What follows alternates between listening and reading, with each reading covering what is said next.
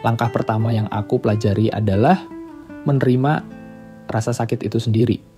Kadang kita ngerasa harus kelihatan kuat, tapi sebenarnya penting banget untuk merasakan dulu. Waktu itu aku coba nggak ngelawan perasaan sakit yang datang, nggak nahan air mata. Aku pikir, ya udah, ini memang bagian dari proses.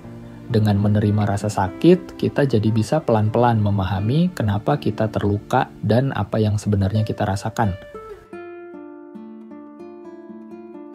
Setelah menerima rasa sakit, aku mulai belajar kalau nggak semua hal bisa aku kontrol, termasuk apa yang orang lain lakukan ke kita.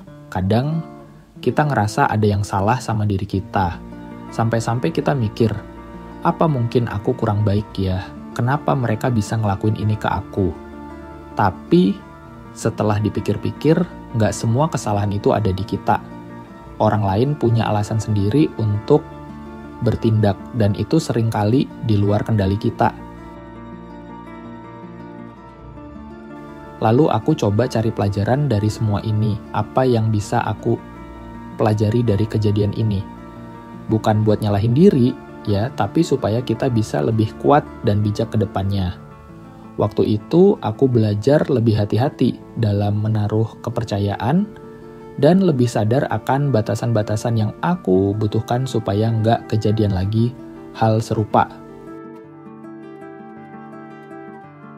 Ini bagian yang paling sulit buat aku, yaitu memaafkan. Banyak yang bilang kalau memaafkan itu kayak menghapus kesalahan orang lain.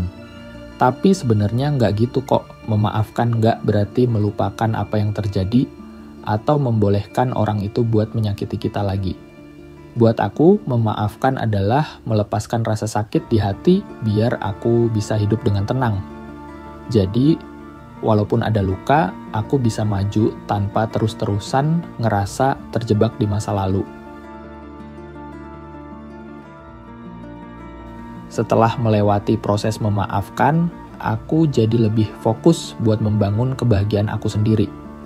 Aku mulai melakukan hal-hal yang bikin aku senang, ngumpul sama teman-teman yang positif, dan ngisi waktu dengan kegiatan yang bermanfaat.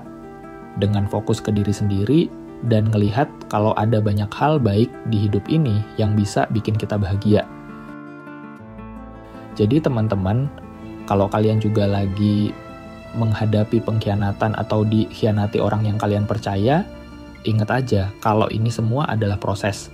Memaafkan bukan buat mereka, tapi buat diri kita sendiri supaya bisa hidup lebih tenang dan damai. Memang nggak mudah, tapi harus kita coba.